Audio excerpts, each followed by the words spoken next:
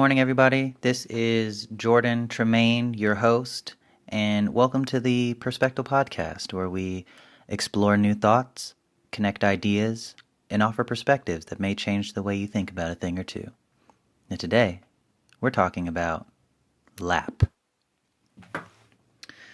Now, as I feel is often the case in this podcast, so I don't really feel this episode is any different, but for some reason I feel like making it some version of disclaimer today.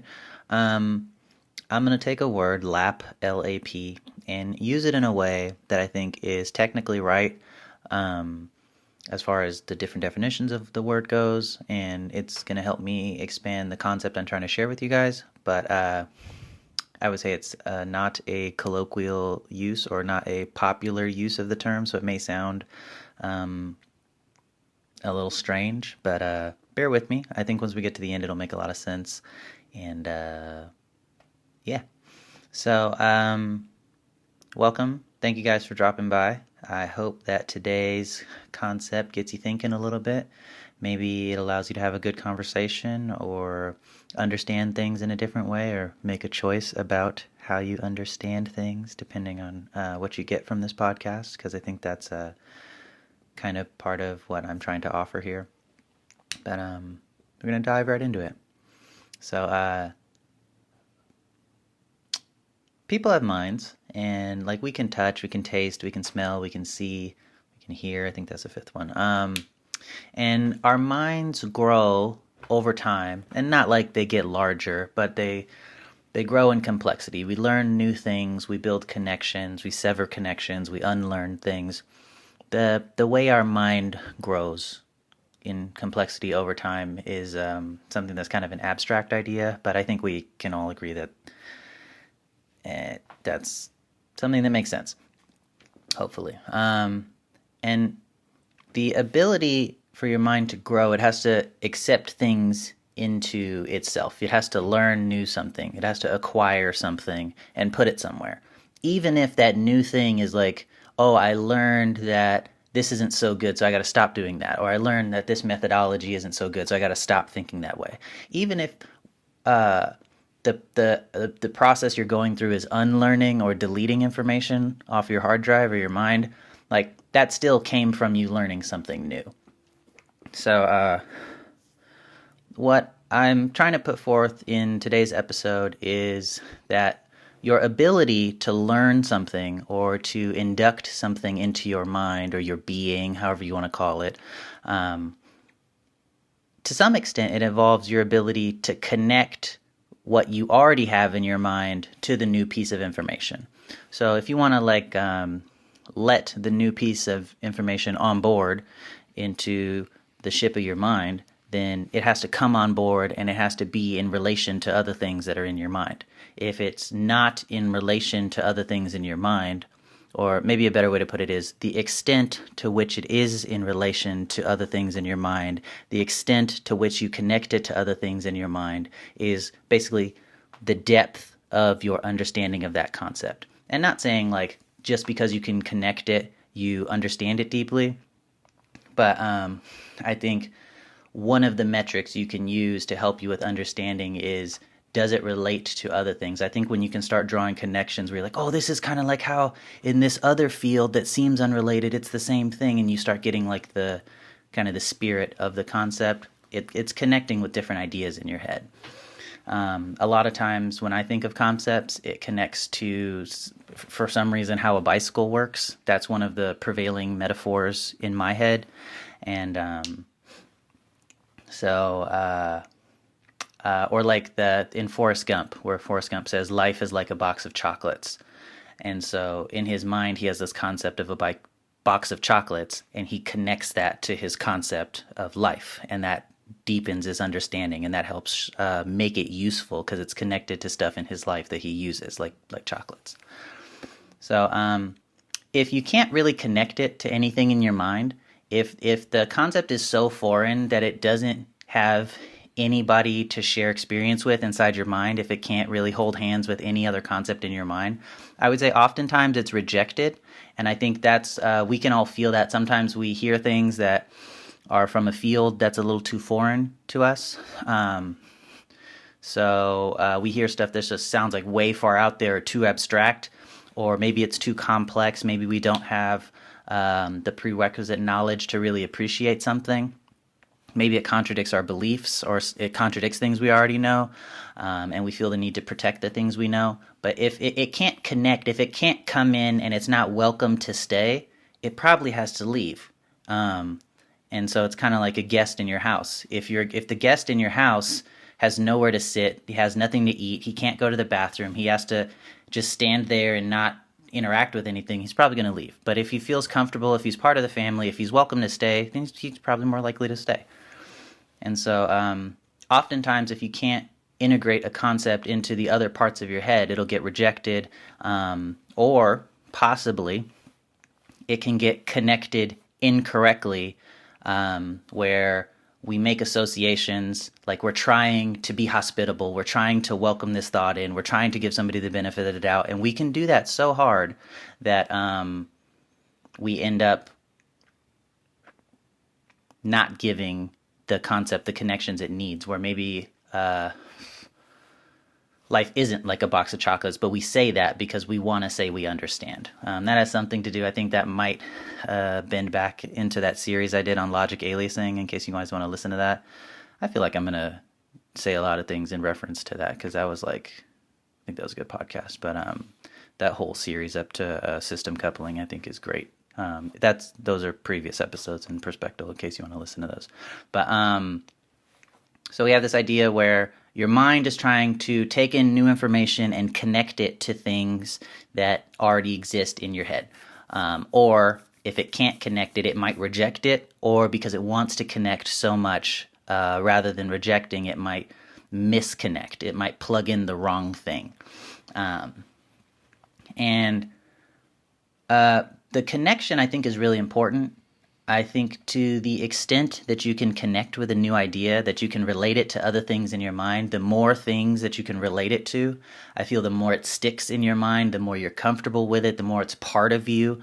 It's kind of like a Venn diagram, where the new thing is one circle, and you look at all the other circles in your mind. It's like a bunch of bubbles floating in your mind.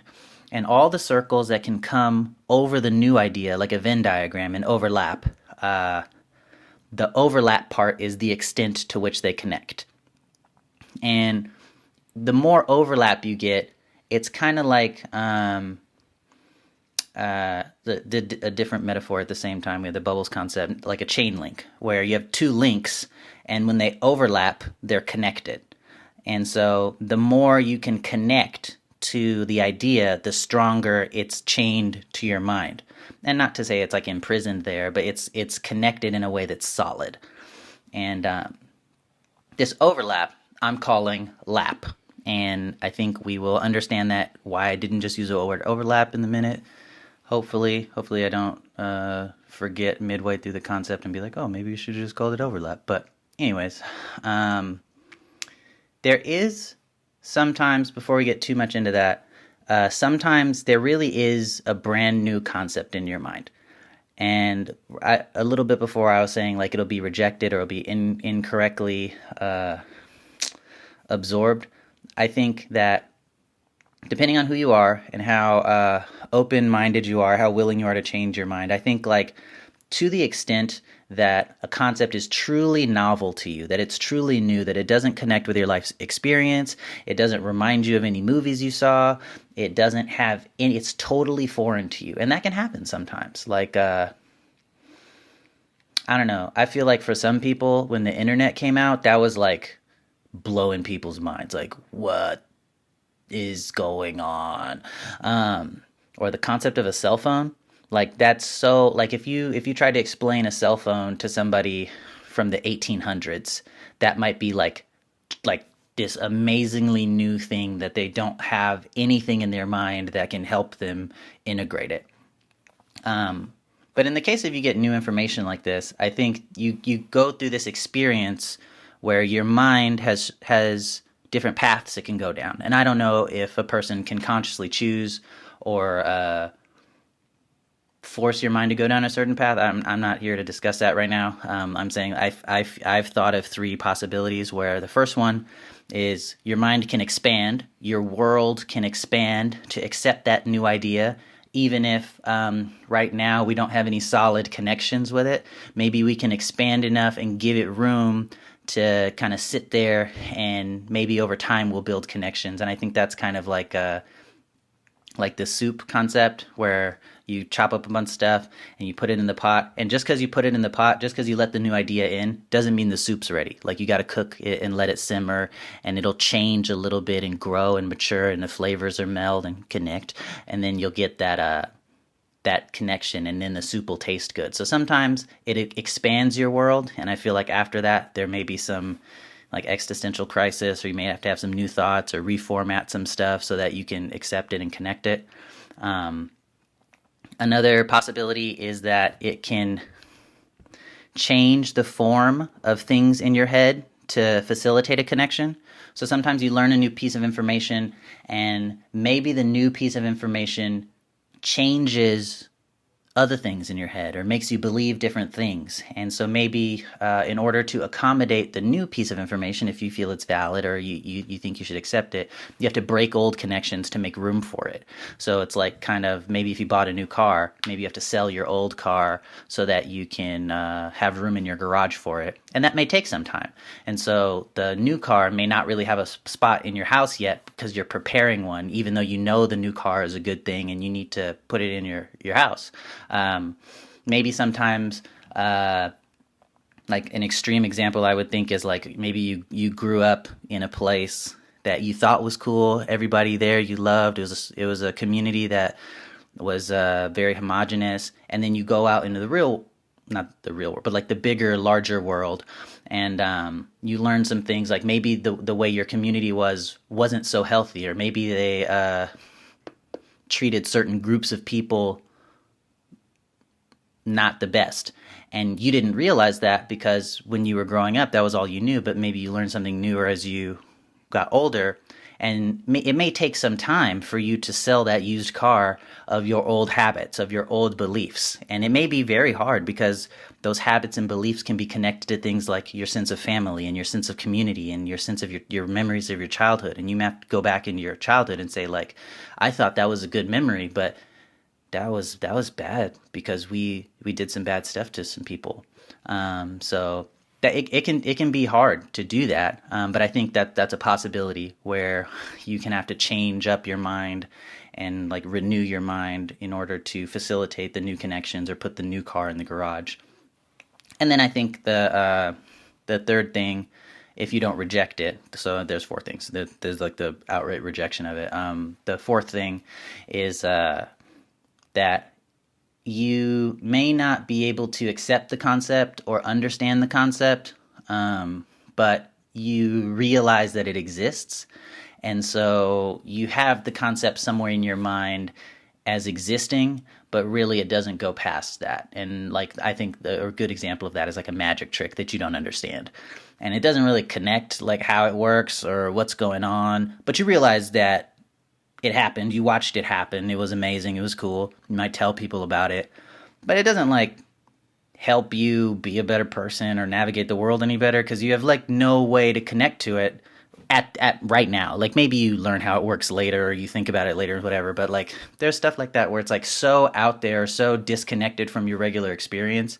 That's not in your mind good or bad, but it doesn't really translate into this. It doesn't integrate into your mind. So I think those are the four things: that it can expand your world, it can force you to change how you think about certain other things in order to accept it. You can outright reject it, or you can like have it kind of float around in your head disconnected from other things. So there's all these bubbles that are connected on one side, and then this black sheep bubble that's like floating over by itself. So now that we've gone a little bit into that, I'm going to do one of the things that I do a lot in this podcast, which is spout off a definition I searched on the internet. And the word lap actually I was surprised, it has like a bunch of definitions. There's like, I found like 8 or something like that. I'm not really going to bore you guys too much. There's To paraphrase, the first definition is lap, like swimming a lap or running a lap around the track where it's like a circuit. But I'm more concerned with the second definition, which I found off searching Google. And the second definition is an overlapping or projecting part, and as in to cut the depth and width of the lap, and also the amount by which one thing overlaps or covers a part of another, as in they have sufficient lap to act compositely. And I really like that last, they have sufficient lap to act compositely, because the word composite is saying two different things coming together. And if you're saying a lap is two separate, distinct things coming together to match on each other, I think that's kind of a beautiful version of what we're talking about now.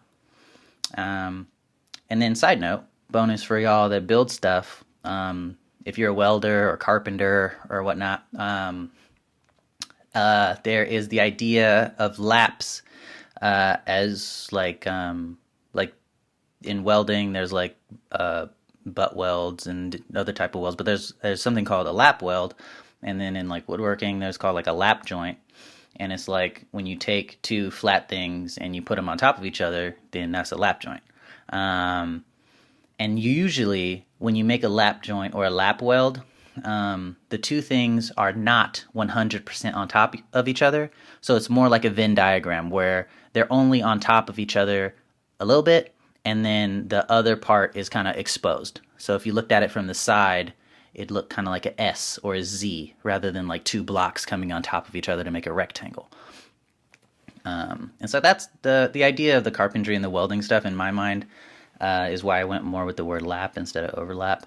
But it's cool. And so went over the definition. I talked a little bit about what I think is a cool concept of like integrating thoughts into your head or trying to learn new stuff. And the reason that we're calling this lap is looking at definition 2, which we're talking about the way things overlap. I think many people have thoughts, concepts, beliefs, different things running around in their heads all the time. And the extent to which they're connected to other thoughts in their head is the extent to which that idea is stabilized, or it's not floating around like that novelty concept that's not connected to anything. It's hard to pin down because it's just out there. If you have good connections, like different ideas are connecting together in your mind, you have a deeper, more enriched sense of that idea, and it's more useful to you because now every time you experience something it's connected to, it can remind you of that, and it helps you like focus and learn about different concepts in different ways. And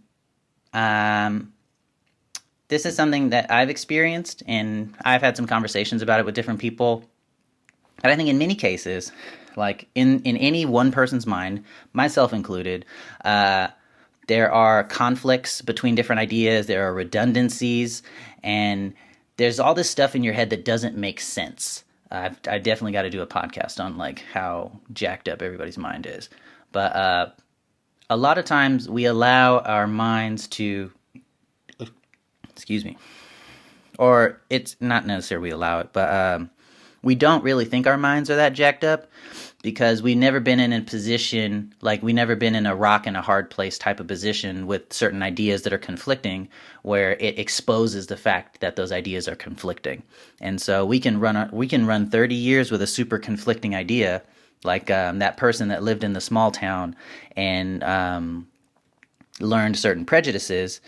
If they continue to live in that small town, like they may never come across like, hey, maybe it's better to treat all more people equal. Like they may never come across that a situation where that's a question in their life.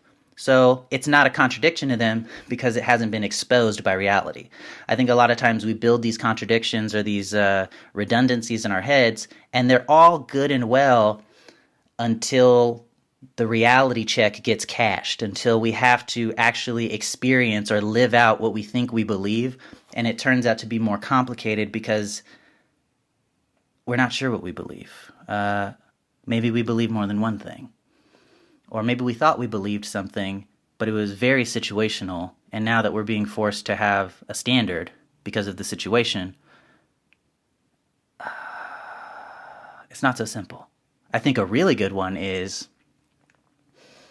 we thought we believed something, or we thought we were very morally adamant about something, because when we observed it, we judged other people based on our morals. And then when we experienced it ourselves, we realized it's more shades of gray rather than black and white. But that can be very hard to accept because you've run through a certain period of your life thinking it was a certain way, thinking it wasn't a contradiction, thinking it was very straightforward. But when you have to deal with it yourself, it may not be that simple.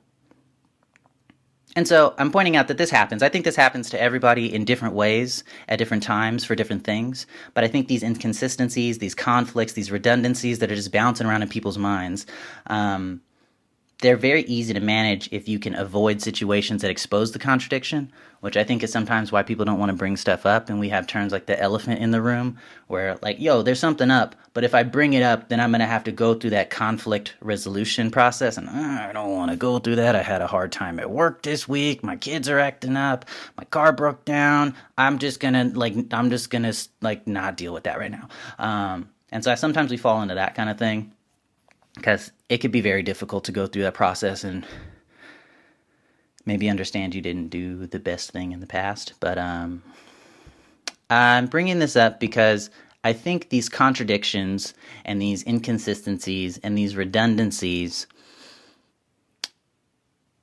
they kind of come, or not kind of, I think they do come from loose connections. I think it's more likely that you're going to run into an inconsistency or a redundancy or an internal conflict between concepts when the shared space for the Venn diagram is really small. I think the smaller the shared space for the Venn diagram is as terms of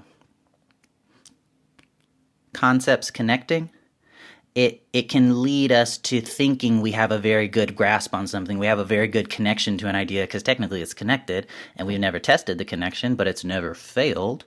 So it's probably really strong. But maybe it's not. Maybe it's like tangent. Maybe it's just barely touching. Maybe it's not even a Venn diagram.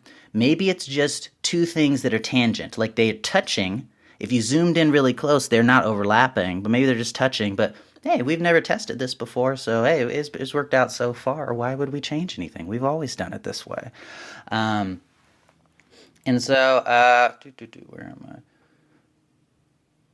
The way I look at it is that there are novel concepts that I don't think are too helpful for us, aside from inspiring wonder in the universe and helping us to aspire to learn things, and maybe one day we'll make a connection with them. But like for the most part, in our everyday real life, it's important to connect what we have in our minds to other things that we have in our minds. And the network of connections that we have, which I would call the mind, is better when those connections are stronger. And there's less chance for redundancy and less chance for contradiction and less chance for inconsistency when we have strong connections. Because if you've started connecting it to a lot of things, then the connection's really strong, and it's hard to ignore or hard to not realize that there's an inconsistency when something is very strong. It's kind of hard to not notice a light as it gets brighter. Like if a light's very dim, it may not be that easy to notice. But if the light is super bright, like the sun, it's very hard not to notice it. And so I'm saying like the strength of the connections, or maybe even if it's a weak connection, maybe if you have a bunch of connections from all these different places, it helps give you like an intuition. The strength of the total connection to a concept helps like you see like what's really going on, like the brightness of the sun helps you see what's around you. Yeah. And I'm calling this lap. I would call it the lap. Like how is this lapped in your mind? Or what is the lap? Or don't underestimate the importance of this lap or this overlap, where if you are learning things or people are telling you things. I watched this really interesting video on YouTube, and it was talking about people's tendency to watch an informational YouTube video, and because it was edited well, because it had good effects, they had really nice props and all this stuff, like the presentation of something is really good, it doesn't teach people better. It gives people the impression that they've learned something more. And I thought that was very interesting, where people walk away from these videos like, oh, I learned something. Oh, that was great because they laid it out so well, because they had cool effects, or the way they shot the video explained it really well. But ask them to do it. Test them on it. And does the test results match their confidence in that concept? And I think to this, it's like, I think one of the metrics to helping you know that you understand something, they say learn by doing. I think that's one of the metrics to helping you know you understand something. Like, do you know it? Well, can you perform it? If I tested you on it, would you pass the test? Another metric, because you can't always test yourself on certain concepts, like philosophy concepts are very hard to test because they're abstract, is checking the connections. Is it connected to stuff? Or digging into it. Does it contradict with other things? Can we go in and see if in your mind, I know this is like, you can't really go in and like see with a magnifying glass in people's minds, but like, can you go in introspectively and reflect and it checks out? Or does it force you to do some renovations inside of the house of your mind? So I think overlap is kind of a good litmus test to, do you understand it? Is it something that's core to you? Is it something that's peripheral to you? Is it an important thing to you? And does it make sense with who you are? I think things that resonate with us very heavily, or that make sense to us a lot, are lapped in very well. Lots of things overlap. And that's because if you have a bunch of concepts in your mind and you live and act through a certain set of beliefs and thoughts and ideas, the ones that are important to you, the ones that help define you, I think would connect more heavily, or you would have more connections with things that you believed very deeply. So ultimately, talk about what a lap is. We talked about your brain like wanting to connect or reject thoughts, or the other two things is like connect, reject, change to accommodate, or the last one was expand. And then we talked about this lapping idea, this overlap, this Venn diagram, this building chains, these linking chains to like help with the stability of your mind, so there's less redundancies, less conflicts, and less rubber meets the road moments, less rock in a hard place moments where you thought something was good, you thought something was strong, but that's because you just never tested it. And now that you've tested it, ooh, boy, we got some more development work to do over here in the research and development department of my mind, because that didn't work out actually, now that we actually tested it. But I think the smaller the lap, the overall lap, the more likely there is to be an inconsistency or a contradiction between different concepts in your mind, and that can lead to situations that you never expected. You thought it would work out, but it didn't work out, or it was more confusing when you actually jumped into it.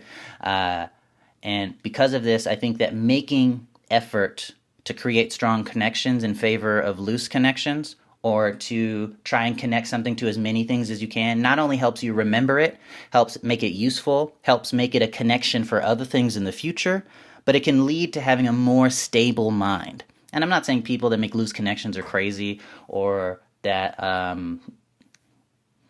that's necessarily a bad thing. I think there should be some amount of loose connections. You can't do the work and deeply integrate everything you've ever heard. But I'd say don't, or I would think that, at least from my mind, I don't want to base important parts of my life off of stuff that's loosely connected to my mind. I want to verify things. I want a good foundation before I build my house. And so I want to minimize contradictions for very important things like lasting relationships, like what I'm going to do with my career, like what I think is right, what I think is morally good. I want to dig in there and try to connect it to different things and try to test it against different things. Maybe not out in the real world sometimes. Sometimes it's good to run simulations and whatnot in your head, like thought experiments, or to talk to other people, get different experiences, read books and stuff like that. But kind of like test out ideas and share it with people, see what they think, and really confirm that these are good ideas, or confirm that it connects in the way that you think it connects, or confirm that this is a strong thing that you can build your house on, or it's a strong chain that you could pull up weights with. Because it would be awful if you thought it was a strong chain the whole time, you never worked on getting a stronger chain, and now all of a sudden you have to carry something heavy or else you're going to have a bad day, and then you have a weak chain and the chain breaks and you drop the really important heavy thing and it breaks and you're like, oh no, I broke the thing, what do I do? And that's a bad day. Like, I don't know if you guys have ever seen the Jackie Chan Adventures. That's one of the weirdest cartoons I've ever seen. It's like one of my favorite cartoons, but like, I don't know why there was a cartoon version of Jackie Chan running around getting magic talismans and stuff. That was always kind of confusing to me, but it was really entertaining as a child. And like every episode when like stuff didn't go the way that he thought he would just be like, bad day, bad day, bad day, bad day, bad day. And if your chain breaks and you drop the really heavy expensive thing, it's going to be a bad day, bad day, bad day, bad day, I think. And so I'd rather go to the gym, have some struggle days, build my muscles, and then when I get out in the real world, I have some muscles to deal with it. Rather than having bad days, I'm just going to have some hard days when I'm like working on my stuff and building my chains up. It's just a thought, just an idea, put in your mind, or, throw it away. It's up to you. I am presenting you with what I think are interesting perspectives, interesting ideas, and I hope that they can help you explain to yourself and to the world, have interesting conversations, and ultimately improve the quality of your life. So yeah, this has been the Perspective episode on LAP, and hope you guys enjoyed it. Hope it turns into an interesting conversation, or maybe encourages you to think through some things that you thought you knew. Old wives' tales and stuff that you learned as a kid, I think, are a good place to start in case you want to like run through this as an exercise, or stuff that you always believed but you're not sure why. That stuff, I think you should validate your laps. But this has been Jordan Tremaine. I hope you guys have a good day, and I will see you next time.